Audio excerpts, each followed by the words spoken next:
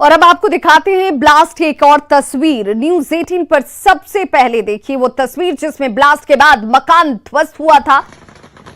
तस्वीरों में आप देख सकते हैं कि ब्लास्ट कितना तेज था, इसकी इंटेंसिटी कितनी ज्यादा थी, जहां पर मकान का मलबा जो है वो दूर तक जाकर गिरा हुआ नजर आ रहा है।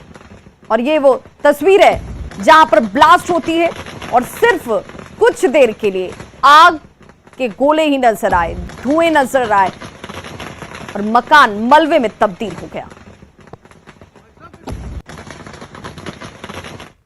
इससे पहले भागलपुर और गोपालगंज समेत बिहार के कई जगहों पर ब्लास्ट की घटनाएं हो चुकी हैं। इसके बावजूद सारण प्रशासन अलर्ट नहीं था।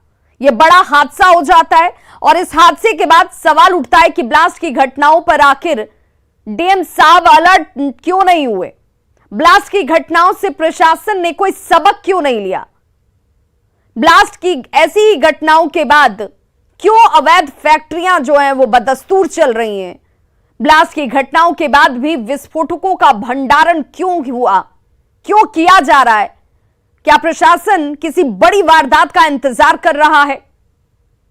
ये तमाम सवाल जो घटनाओं के बाद एक बार फिर से खड़े हैं, लेकिन घटनाओं की पुनरावृत्ति हो जाती है, लेकिन इन सवालों को लेकर गंभीरता बरती नहीं जाती अधिकारियों की तरफ से जिनकी यह जिम्मेदारी है। कटरीना और विक्की कौशल को धमकी मिली है। जी हां, ये बड़ी खबर इस वक्त आ रही है जिसमें कटरीना और विक्की कौशल को धमकी दी गई है। आदित्य राजपूत नाम के आईडी से ये धमकी कटरीना और विक्की कौशल को दी गई है। विक्की कौशल ने समझाने की कोशिश की, समझाने के बाद भी आरोपी की तरफ से धमकाया ही जाता है। अश्लील मैसेज भेजने का भी आरोप इस शख्स के ऊपर है। मुंबई पुलिस ने आरोपी की पहचान कर लिया है। यह दावा किया जा रहा है कि आरोपी की पहचान हो चुकी है। विक्की कौशल की तरफ से उस शख्स को समझाने की भी कोशिश की गई, लेकिन उसके बावजूद धमकी मिल रहे हैं, मैसेज ऐसे पहुंच रहे हैं। और एक बार फिर से रुक करते हैं बिहार की खबरों की तरफ। तो वैशाली में साधु के वेश में घूम रहे 5 संदिग्धों को गिरफ्तार कर लिया गया। मुस्लिम समुदाय से संबंध रखने वाले ये लोग बसहा बैल लेकर घूम रहे थे। सभी उत्तर प्रदेश के रहने वाले हैं और उन्हें हाजीपुर के कदम घाट से पकड़ा गया। बिहार के लोग हो जाएं सावधान,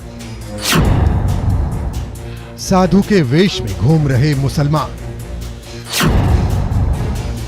मुसलमानों को क्यों धरना पड़ा साधु का भेष?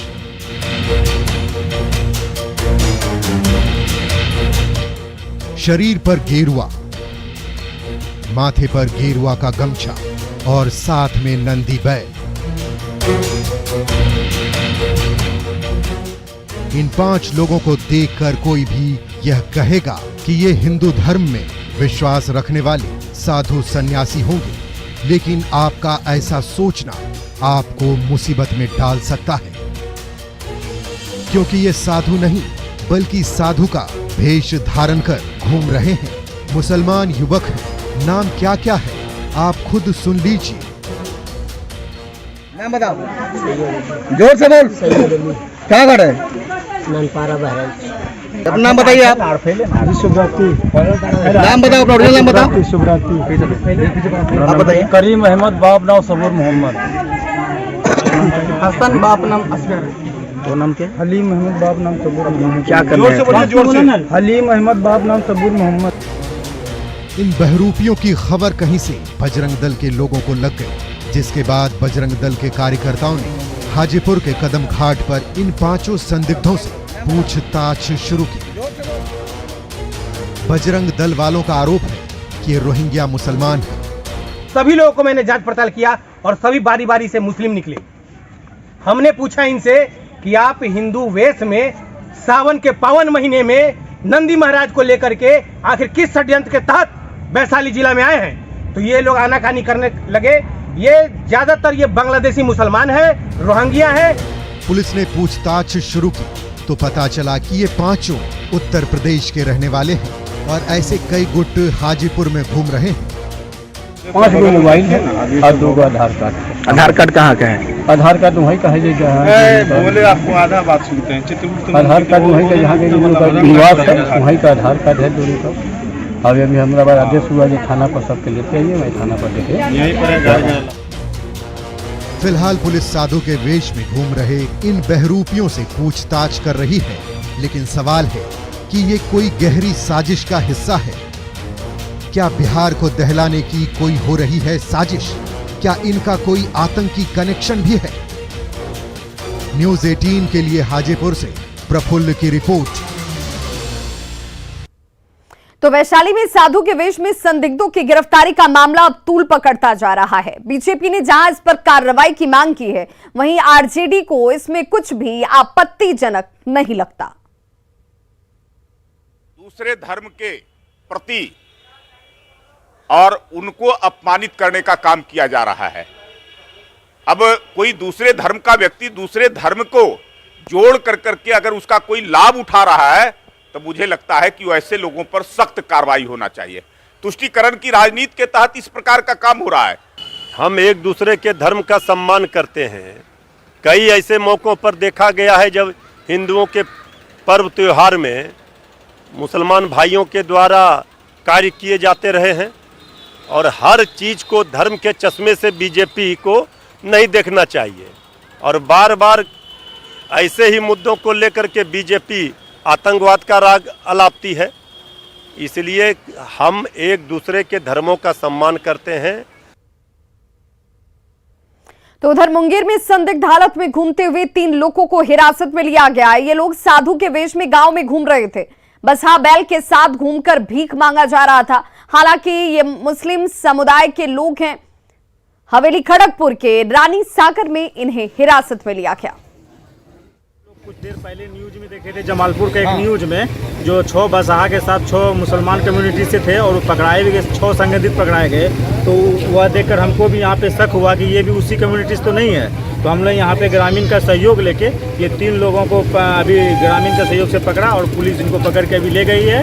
इनके पास कोई भी परिचय पत्र प्रमाण पत्र नहीं है। ग्रामीण के द्वारा मांगा गया, यहाँ पे अभी तक कोई परिचय प्रमाण पत्र नहीं दिया गया है। और बड़ी खबर जहानाबाद से आ रही है, जहां पर पत्नी पर पति की हत्या का आरोप लगा है। पीट पीट कर पति की हत्या की गई है। लाठी और डंडों से पीट पीट कर मारा गया है। आरोपी पत्नी को हालांकि पुलिस ने गिरफ्तार कर लिया है। खोसी थाना क्षेत्र के कुर्रे टांड की यह घटना बताई जा रही है। कटिहार में गुंडा बैंक की गुंडागर्दी से लोग परेशान हैं। एक बार कर्ज लेने के बाद लोग कर्ज की दलदल में ऐसे फंस जाते हैं कि उससे उनका बाहर निकलना नामुमकिन हो जाता है। पैसा देने वाले महाजनों को स्थानीय लोग गुंडा बैंक कहते हैं। हर महीने 5 से 15% तक ब्याज लिया जाता है इनकी तरफ से, और ब्याज नहीं चुकाने की स्थिति में धमकी दी जाती है। कर्ज के बोझ से दबे लोग आत्महत्या तक को मजबूर हो जा रहे हैं। कटिहार में सरकार की ओर से बैंकिंग व्यवस्था दुरुस्त है, लेकिन अशिक्षा और जटिल बैंकिंग व्यवस्था की वजह से लोग आज भी महाजनों के कर्ज में दबे जा रहे हैं। उनसे ही कर्ज लेने को वो प्राथमिकता देते हैं और कर्ज लेकर बुरी तरह से इसके जाल में फंस जाते हैं। ब्याज चुकाना ही इनके लिए मुश्किल हो जाता है और ऐसे में मूलधन चुकाना यह संभव ही नजर नहीं आता। मतलब पैसा लिए थे, वो टॉर्चर करता है, ऐसा लगता है कि हम आत्महत्या कर लें। इस तरह से जो है हरदम धमकाता है, बोलता है। मैं बहुत परेशान है, हम अंदर से बहुत टूट गए हैं। इतना टॉर्चर करता है कि हम बता नहीं सकते हैं। कितना पैसा लगता है लगभग 5 लाख रुपया।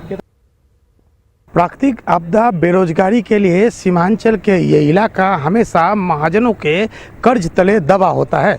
बताते चले ये सीमांचल में एक बड़ा रैकेट चलता है। इस रैकेट को स्थानीय भाषा में गुंडा बैंक कहा जाता है। इस गुंडा बैंक के माध्यम से छोटे मोटे लोगों को एक ऋण दिया जाता है, उसको लेकर एक बड़ा सूद का रकम वसूला जाता है। लेकिन मज़ेदार बात यह है, ये कटिहार का अंचल कार्यालय है और इस कार्यालय के जो अधिकारी हैं वो बताते हैं कि इस तरह का कोई भी जो सूद का वैध वेंडर नहीं है, यानी पूरे इलाके में जो सूद का कारोबार चल रहा है वो पूरी तरह से अवैध है। और अगर इस तरह की बात प्रशासन के सामने आएगी तो इस पर निश्चित कार्रवाई होगी। तो आप समझ सकते हैं कि ये जो गुंडा बैंक है ये किस तरह से चल रहा है और इस पर लगाम लगना कितना ज़रूरी है।